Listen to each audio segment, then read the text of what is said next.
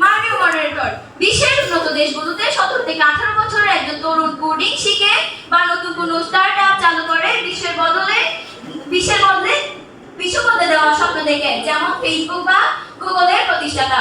অথচ আমাদের দেশে একজন স্নাতকোত্তর পাস করার তরুণকে এখনো মুখস্থ করতে হয় কোন নদীর তীরে কোন শহর অবস্থিত বা কোন যুদ্ধের সাল কোনটা। যে শিক্ষা ব্যবস্থা তরুণদের উদ্ভাবন না বানিয়ে তত্ত্বের ঝুড়ি বানায়, তা তাদের কোনোদিন আন্তর্জাতিক স্বপ্ন দেখাতে পারে না।